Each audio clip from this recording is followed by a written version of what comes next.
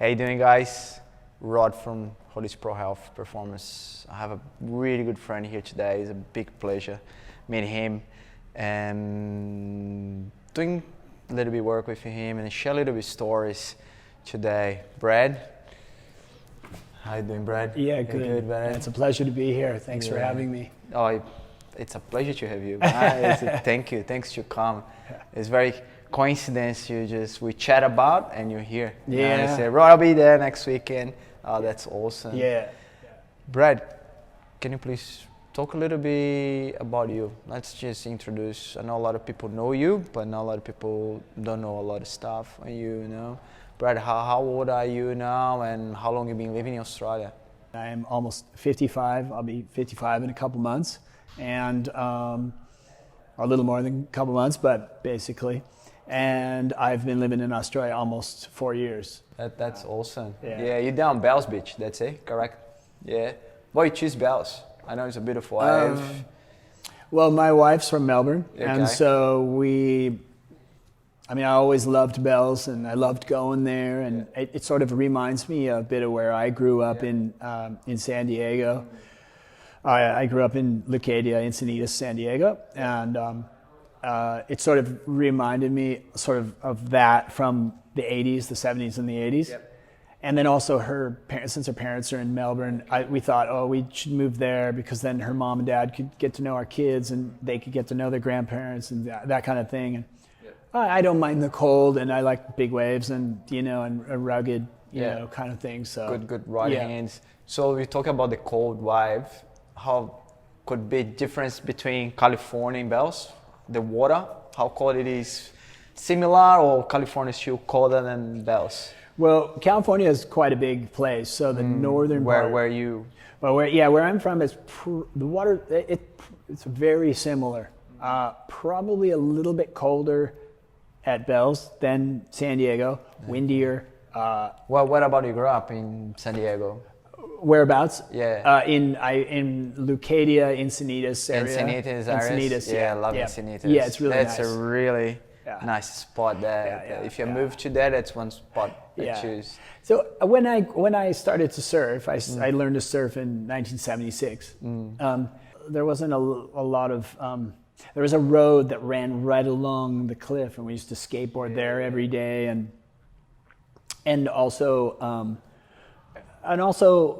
there's a spot called Swami's, and Swami's has a self-realization center on the cliff, and it's been there since I think the 20s or 1920s, something like that. That's over the 100 spot years. you soon pass Encinitas? Yeah, and it's the kind of main. It's like the main part of Encinitas that makes Encinitas just down the bottom has the a good right really hand, good right. Yeah, I surf there, and after I have the beach right here. I surf there as well. Yeah, so I surf there every day. And growing up, and also I was introduced to yoga and health food and brotherhood, sisterhood, fellowship, take care of you, take care of them, and kind of a pretty nice, soulful vibe when I first got introduced to surfing. So I fell in love with surfing so much because of the nature around it. I loved it. And I as I got older, I saw a lot more, that nature is still there in surfing, but there's a bunch of other things out there because the waves are limited, right? So it's not endless, there's enough for everybody. So people start to get into they get the feeling that a lack of. So they're that it's crowded here. Oh, massive crowd, Here though, there's wave after wave after wave after wave, but there's still so many people, and so people get into a real take, and the spirit gets lost because of the sort of selfishness, and I think if I would have felt that from when I was a little kid, I don't think I would have been a surfer. I would have been like, because I like sharing and I like that togetherness. I've been in musical bands. I like to play music with other people and get stoked on other people. Yeah, wow, you know, and you get that feeling. Yep. But I had that feeling a lot in surfing with friends. So that's remind always like why we're doing a surf trip. Yeah, you see your friend and you go. It's a surf trip with a bunch of friends and that get that feeling. It's awesome, and some ones don't being that good, they improve and say, wow. Yeah. Awesome, see you your can't friends. help. You also can't help it. I have this friends and we don't talk about it, but when we surf, if I see him catch a wave, I'm watching. And, and they're gonna do, and I'm like, yeah, let's see it, and then they do something not so good, and they're like, you know, or the other way, they do something really good, and stay humble, like, I saw that. It's super fun. It's super fun, but you have like a natural competitiveness, and that's what I had as a kid. I had other friends. We went to competitions, and we just shared the. We tried to surf better than each other again and again and again, and then in between we laughed super hard. And but that's awesome, no? That's the big part, no? Because that's probably why you ended up competitor, and now push each other and just how improve your performance and better quality. Well, I'm competitive, so I had to win. That's how I had the fire inside. I had to win. Okay. Do you know what I mean? Do you know that thing? I had to win. I know. More so than my friends. So that's why I kept going into professional surfing and they stopped. I had to win. Yeah. But so tell me which... That's a gift. You know, that's something I don't know why. I travel for a couple of boys. I hang a lot with different boys. World champions, the other ones just top 10s in the world. And I know as a competitor, they compete in different ways and have to win all different things. Tell me which game you play with your friends, not only surfing, you want to win. What do you guys like to play? I mean, on that time. I mean, ping pong. Ping pong, that's always. Pool. Ping pong, darts. Skateboarding. Yeah. Even though you don't win, but it was like I had to be the best. Like I had to be the best, and I think it has to do with my dad. Watching my dad. My dad was an Olympic diver, and I got to see him. He was on TV, and he was a star. And I decided when I was really young, even before surfing, I was going to be a pro athlete. I wanted to be football or baseball or soccer. I wanted some kind of fame. I wanted to be like the best. That's awesome. And it was. It's part of. It's a really interesting element that I didn't fully understand, because when I didn't win, it would hurt really, really bad. And I thought maybe there's something wrong with me, you know? But actually, it was good. It was good to have that. And I think that that's the case with if I, as a coach, if I have an athlete and I have one that's natural and one that's not so natural, but the one that's not so natural has the burning desire to learn and put in the time and do that, that's the one that's going to pass the natural eventually. You do have to have some gifts. There are some gifts, but I think the one that is the driven one, that is like, that's rare too. And I think that's why so many good surfers coming from Brazil, they just have to. I mean, it makes my hair stand up when I think about the drive. You know, that human spirit. It's emotional. It's awesome. Yeah, because in Brazil we have the things like we just have a piece of bone over there, and that's just survive, and then everyone's fighting. It's not much option, and that's what's just put you anger and hungry to get into. And this just being past generation, this new generation is just been coming. A lot of big pros and world titles, just so hungry for where are they coming from. If you like Checky Italu's background, where he's born, or even Gabriel, Adriano, like Jadson, like him. Adriano is to live in a garage. That's what's his background. I know his story's amazing. Yeah. Now the difference though is intellect. So you get the drive, you get all the drive, but you also have to have the intellect. Doesn't mean you have to be school intellect. Nah. It's not school intellect. It's a certain kind of ability to listen. I think that listening. Well, that's a big thing. It's good you mentioned that, because sometimes your competitor, your ego can be too high, but sometimes you don't listen. Now and then you be the smart champion if you sit down and listen. Doesn't matter who it is next to you, but you be open to listen, grow, and then always any word can help you. You know? Yeah.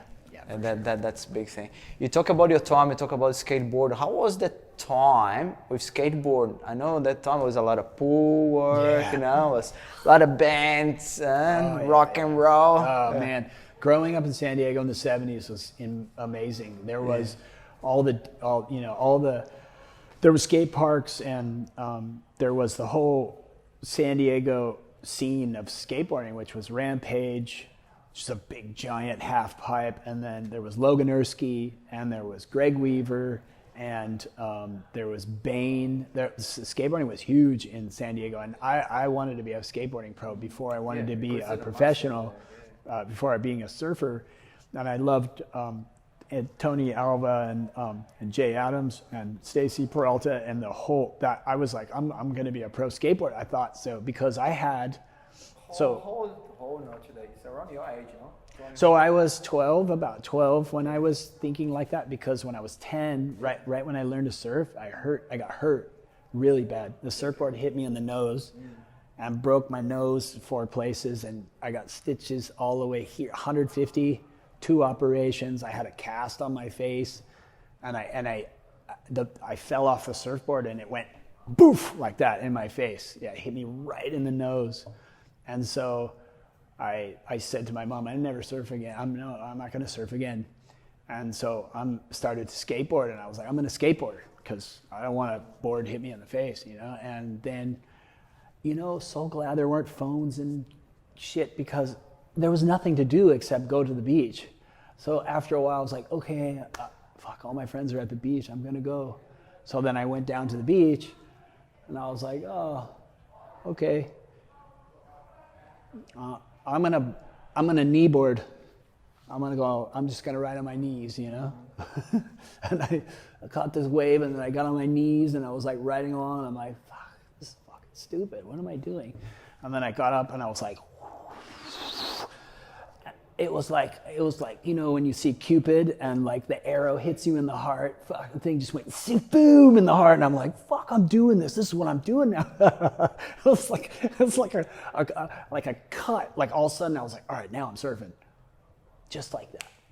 And then I was like, how do I be the best? And then I'd read all the magazines, Mark Richards, Shane Horan, just every Dane Kilo, Rabbit, Sean, the movies. Oh, we go to the movies. All my friends, we go to the movies, and every good surfer in town. You should see what everybody looked like then. Just like long hair, like, you know, Vans, and like, you know, everybody looked so surf, but everybody was proud of it then. Yes. You know, they were proud of looking like surfer. You know, it was a really, and I used to just watch the movies with complete stars in my eyes. And people in the crowd, whoa, whoa, you know, it's an insane experience, you know. So I still have that in me, you know. I'm not bitter, I'm not jaded, I'm not like, you know, fuck surfing. You know, I've had some periods where I had to walk away because I let the people fuck it up for me. It was my problem. And I think that's I probably paid attention to the wrong thing for a while. For everyone. Until I got it back to myself, and I'm like, oh, I don't have to do that. I can just be me. I can do me.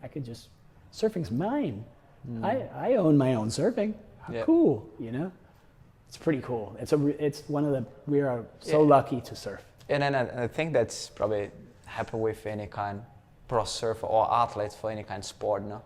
Yeah. They probably get in a moment like they get lost to say, what am I doing there? What I want to do? People just talk to me, push me too much, too much information, too many thoughts on top of the brain. What?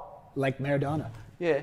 Or the Maradona story, it makes me cry. Like I love that guy. I love that story. I'm like, oh my God, wow. And Pele too. Just wow. Yeah. That's just like makes my hair stand up. It's amazing, you know. It is. But one of the most important things, And one of the things I feel I got lucky at is that I got people to help me along the way. That's good. Support, give me advice. Good people and the right people. Give me advice, help me, because I had no money. I didn't come from money, So just helping, but you have to be likable, or you have to. I didn't have money, but I could make people laugh, so I used it. I made people laugh, and then, I like you. Okay, come on, you can come with us to the Mexico surf trip. So tell me, for all this time, on the period, how long on the tour? How long is a competitor QS in the city? How long did you go for? It wasn't the QS when I did it. Like 3 years, 5 years, 10 years? No, I started when I was 18, and I finished when I was just turned 26. 8 years. Yeah, about 8 years. But then I competed. Let's say the best 8 years of your life, experience, learning, growing. But I competed from about 14. Okay. So it was 12 years, really. 12 years. Yeah, because I was competing, every weekend, at amateur. Amateur, juniors, and yeah. But as a professional QS, and that time was ASP. It was ASP, but it wasn't a QS. The contests were just, you had to surf through the trial event, and then you go to the main event. And it was about 60 of us. Okay. Traveling, and then there would be like 30 local guys. So each area, about 96 people in the contest, something like that. Yeah. Yeah, who explained this for me was Matt Granger. He was probably that time, and he was telling it was totally different. Yeah. Just only local, wasn't too many, need to. Yeah, that's pretty cool time. Yeah. Oh, what do you think about the tour today?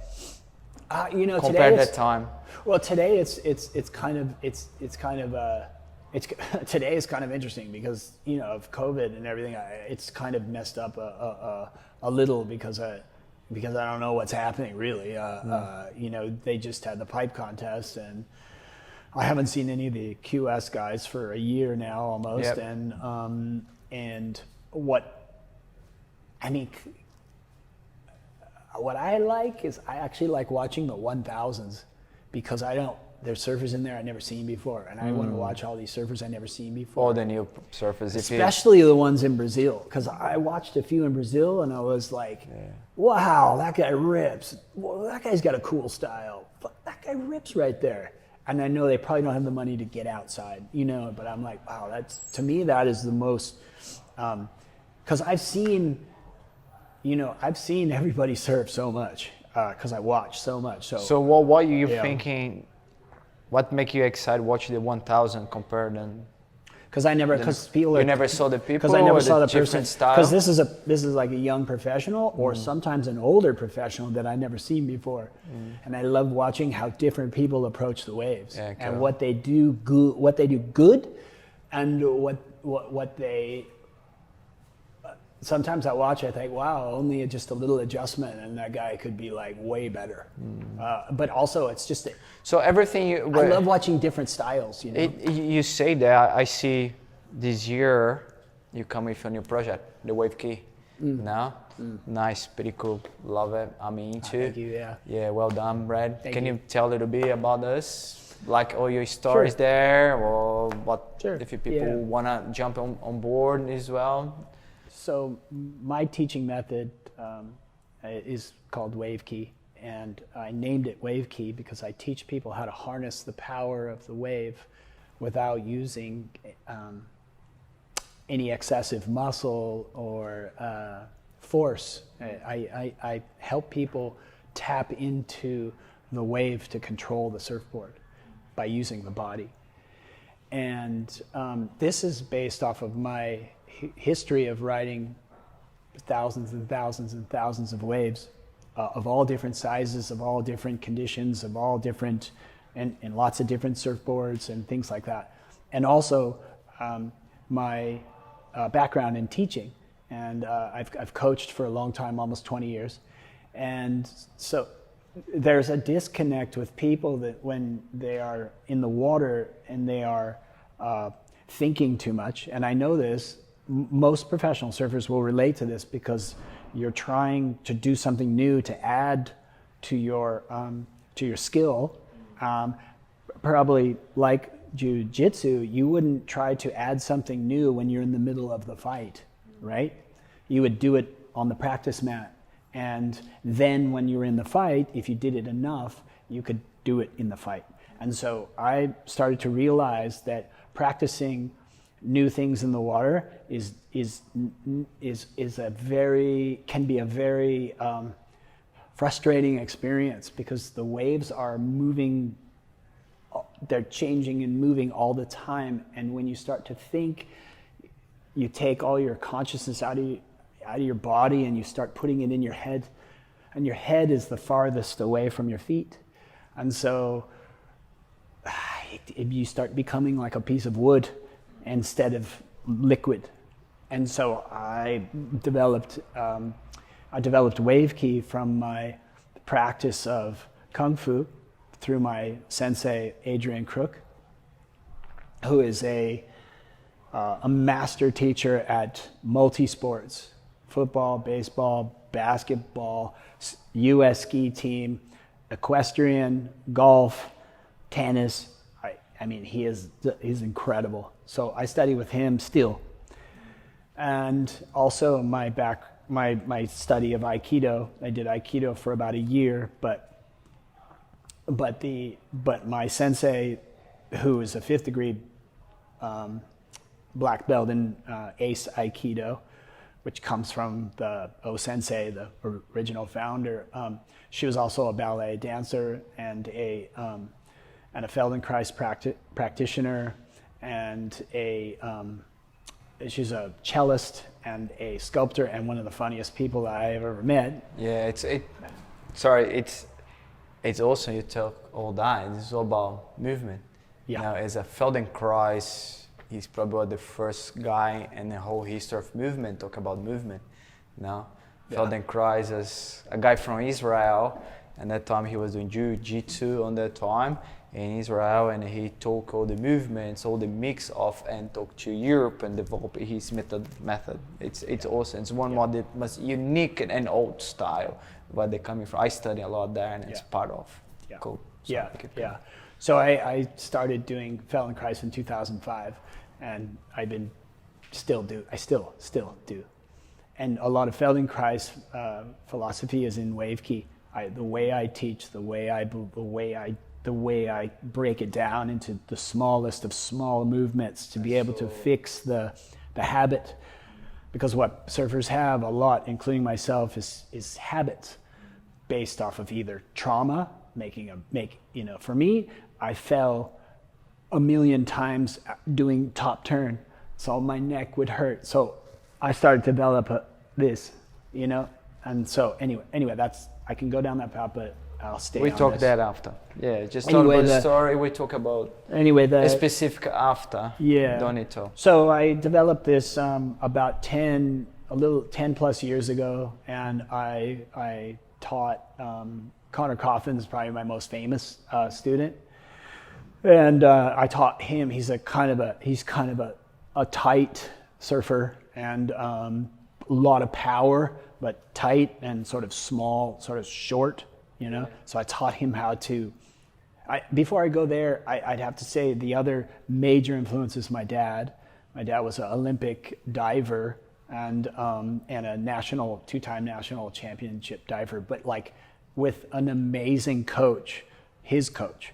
So I have the information from his coach, and his coach was born in a Siberian prison camp, Hungarian, and he could speak Hungarian and Russian, so they made him stay there longer. He was a small guy, and he was the champion in the whole prison camp of the arm wrestling. He could beat the biggest guy. He's a very smart guy. So he helped my dad with his diving, and then my dad came to America, and so my dad has his info and my info, and it comes down all the way through. And my dad never surfed, but my dad watched like 3 times a day, every day from 17 to like 27 or whatever. And my dad likes to talk like thousands of hours of information about movement and beauty, and don't try too hard, don't try too hard. That is so powerful. Feel. the artistic sport is about feel. So that is all in my training, and so I'm very I mean, I've been trying really hard to get it available, but it just didn't happen, and it's fine because I kept learning and getting better and getting better and getting better and getting better. And my main student now is 18.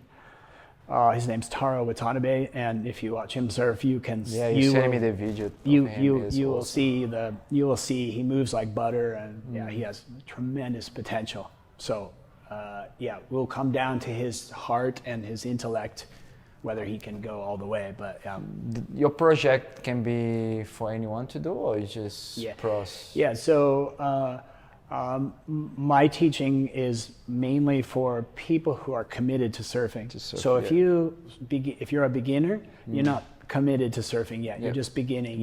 Not yet. But maybe after a year, or once you decide surfing's my thing. I want to, then from that point all the way up to... So the intermediates to advanced... All the way to John and Slater. People can all the way to the very top of the sport. The top sport, awesome.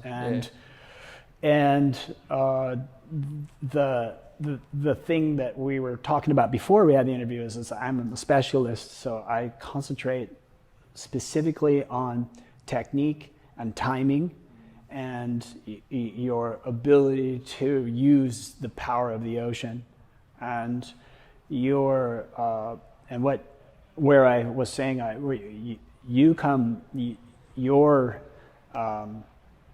what I feel like, I've done lots and lots of training, different Paul check and weightlifting, and I mean I'm a searcher, I'm out there like, how can I be the best? Because I wanted to be the best and I wasn't the best, but I was like, how can I be the best? So where I feel you're having someone like you involved is amazing, because all through these things is that you have injuries and lack of mobility, and as you age too, what are you doing? What is happening with your bones? What's happening with your where do you need to be stronger? Because it's gravity, right? You got gravity and you got the body and everything. So what do you feel? I guess I'm going to throw to you now, but what do you feel? Well, it's really good. Like, have this chat with you and listen what you say, because it's a lot of stories behind you and a lot of research that you've done. Like, I'm a Czech practitioner as well. I study a lot of Feldenkrais, but big things always for me is learn a lot of the biomechanic for the movement of the sports and get the key feeling, how you're feeling at the movement. And as you say, people unlock the feeling of what they cannot move or pass, because they tighten the ankle, and in some certain movements they cannot pass for different spot in the body, because one part's tight, don't let the other parts flow. So we need to break down the movement, assess, and make it work for the next part. It's like I try to break down the movements and teaching my athletes to move a little bit better, to facilitate to understand the coach, understand like you better. Use just example what you say to them, like doing the movement, but they cannot do it. So I will be behind telling them why they cannot do it. How I try to open the windows. We say they have too much locked windows in the back. I try to open their windows. They start to understand the coach a bit better, then how they can flow and take them for the next level. Because it's a beautiful thing when you talk about like Feldenkrais, he's big guy, and how the movements flow, and how you done the Aikido. I love it. It's a beautiful philosophy behind the Aikido. Yeah, beautiful philosophy behind it. Since I was a kid, I read a lot of books of samurais, ninja. Read a lot of yoga books and chakras, and how they relate on the movements of people locked from emotional diets, what they cannot do, and how they can get injuries, and how I could translate and put in the word a bit better, work all different kinds of sports, I have golfers, I have basketball players, I have a lot of CT levels, QS levels, junior levels, NSC, or even normal individual day by day now, all my lower back, all my knee problem, what's going on? Now it's just like, okay, it's good to have this view and working together with, collaborate with coaches and to let these closed windows be open to putting it on the next level. No? So, one thing, like, because we talk about injuries, NSA, I had a lot of chat with I was going to speak about injury. Tom Karen, and now because Karen, he had a big injury, his knee, you know, he put it like a knee replacement, and then we talk about that. And these days, people over 30s, 35 start to get a bit more common, had a knee replacement, a hip replacement. And then that's how they've been losing movement, then they don't be in the proper exercise to do it, or if you're doing the beat too much, or then loading too much, or stress too much. And when we get it 45, 50, they are lack of mobility, or they get like too many injuries. I would to the injury, when your timing is good, it doesn't hurt your body. You don't get injured when your timing is good. You get injured when your timing isn't good, or you force something, and so that's the big one, force something. And that's what happens all the time. Always forcing. But you're forcing. That's mental though. Mental, but they don't know. No, so that's in WAVEKI. That's about teaching people how to be soft, because I do WAVEKI on the ground, and the ground is hard. It doesn't move, so your body has to be soft to be able to move with the ground. And so you use gravity and you use ground, same as Feldenkrais, same as it's a lot of philosophy. And so softening. So much of the language in surfing is hard. Surf and destroy, ditch the fins, blast the tail, blow it out. Boof, boof. I remember. And so I grew up doing that. Going, I'm gonna kill this wave. You know what I mean? And I got hurt. And then I watched Tom Curran over here, and he's kills the wave way more than me, and he's going, just effortless. And I'm like, and fortunately for me, I'm a mimic. I can mimic people. And so every time I watched Tom, I could go do it. So sometimes, and I didn't live in the town where he lived, but in the weekend, we would be at the contest. He's a year and a half older, so he was in the older division. No, Tom turning... Curran. Oh, Tom Curran, yeah.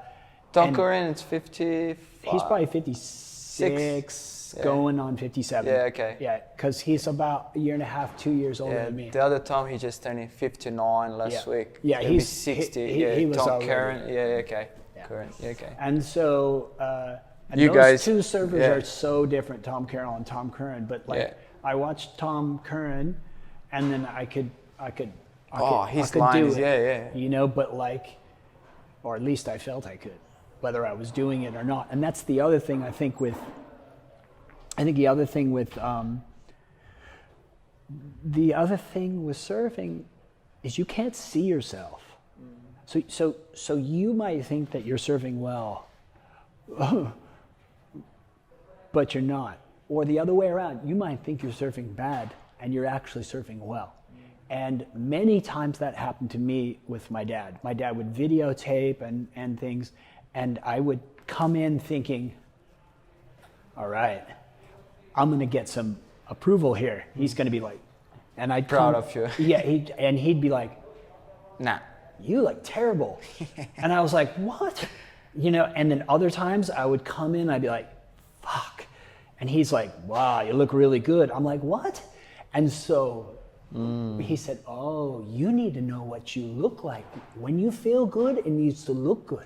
And that's the big thing as a coach. Yeah, Oh, yeah. It's a big thing. So there's so many things I do. I mean, WAVEKI is my medium, awesome. but there's so many things I do. I mean, diving is a sport. You jump into the air and you have to look as beautiful as possible, as beautiful and effortless and just the human body. Same with ballet. You have And to be gymnastics, beautiful. yeah. But gymnastics is a little bit different than ballet. Yeah. Gymnastics is probably more like what professional surfing is today. Yeah.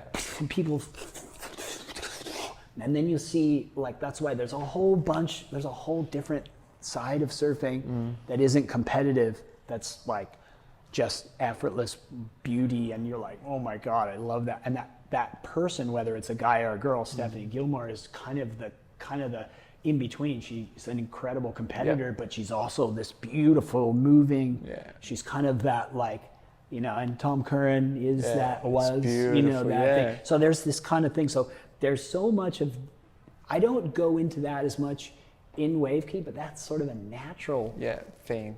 I don't teach people style. No. You know what I mean? I don't tell my students, hey, put your hands or do anything with your hands. It's about the center of the body, and then the personality comes out, and it's individual. Yeah.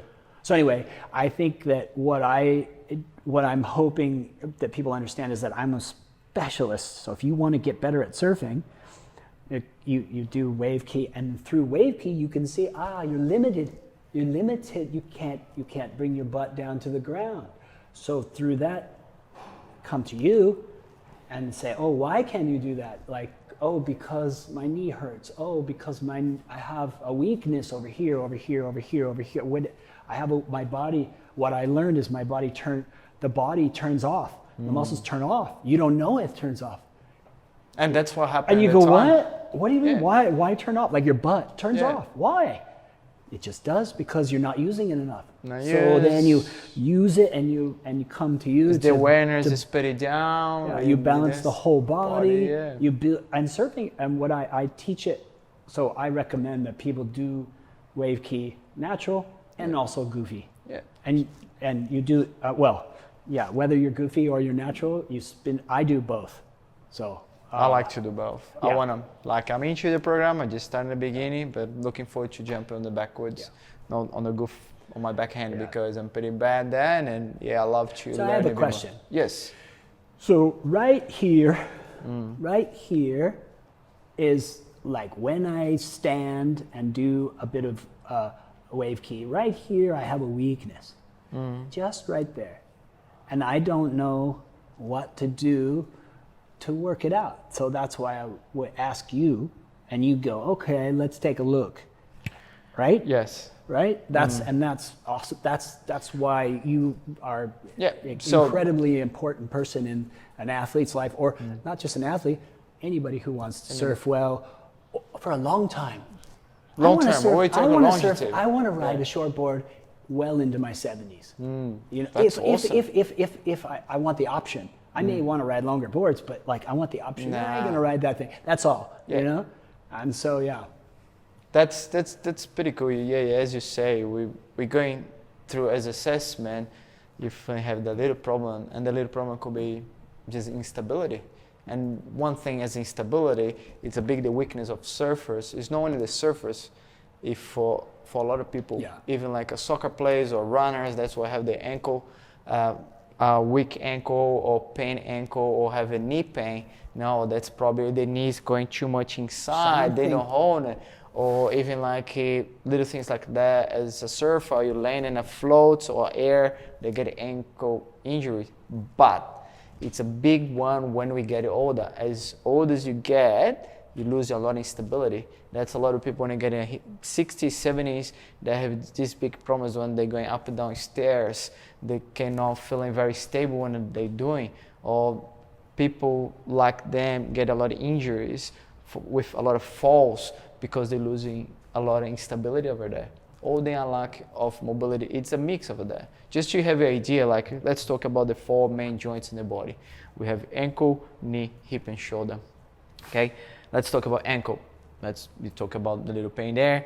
So ankle could be 2 problems: lack of mobility and instability. So we need to work on both ways. Knee, big one for knee is instability. So knees, we don't have much mobility there, but in instability, we need to work on that. Hip, Big time. Hip, it's a lot of mobility and instability, so we need to work on that. And shoulder is the same, instability and mobility. And that 4 main joints they're related to each other. Now, just so you have an idea, if I drop in here, so my tight ankle, my knee cannot go much forward, my knee can roll inside. If my knee roll inside, I can feel in that hip drop and tight here, so it's feeling that tightness. We have a link across the body, so that link with that knee can really pull my shoulder down and can start to hurt my shoulder. So these little things we're doing all the assessment to get it through. And sometimes as you are coach your athlete, you ask you, they're doing this, and they still cannot apply because the body don't understand or don't listen what they want to give this information. And then I come behind and fix, and you keep, and they will be able easy to. And also through WAVEKI, I do it and recommend to do it very, very, very slowly. But the slower you do it, the harder it is. The more stress, the more strength it builds. I'm happy to say that my student Taro, who's been doing WAVEKI since he's 11, has never been injured. No ankle injuries, no knee injuries, no nothing, because he's been training. That's what we call the motor control. That's the body to do it. Brad, what's the best right-hander for you in the world? Jeffrey's Bay. I need to go there. Best left? The best left that I... For you? Yeah, the best left for me that I surfed was, I surfed at a spot in Chile. I don't really want to say where it is, but I surfed a spot in Chile, and I really... South? Yeah, south, Yeah, I know a couple of them there. Yeah, I know one's very... It was. We had it on a very, very good day in 2005. All right. So, I'm looking forward. I'm looking forward to if we do move up here. I would definitely be. I'd be hanging out with you quite a bit. And definitely, we share more together for sure, and then we training together. We'll be. I think the community side of it is so important, because sometimes there's days you just don't feel like doing it, and those are the days that you can push through things and have big transformations and things like that. So I'm all about helping people surf better, to control the surfboard better. That's the main thing, is to control, is to have control of the surfboard. Whether you're at Mavericks, or you're at Pipeline like we watched the other day, or you're just riding a tiny little wave and you have control of the surfboard. That's how you're gonna have the most fun. That's everything what you say now. Tell me, what's the 3 points for you to the most weakness for everyone you watch?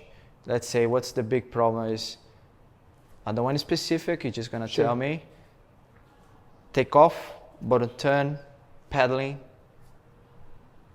twist. So you don't need specific, you just tell blah, blah, blah. That's all. Sure. Now, this is interesting because everybody has a different body. Yes.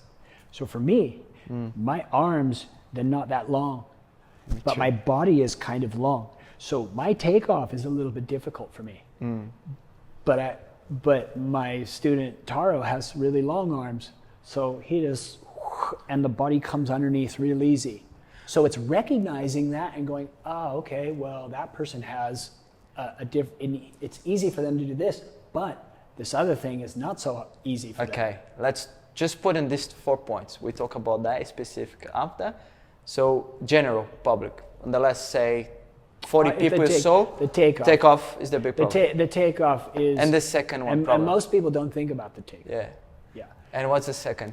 Yeah, the bottom turn. Bottom turn. Yeah, cool. And the top turn. And top turn. And the cutback. Cutback.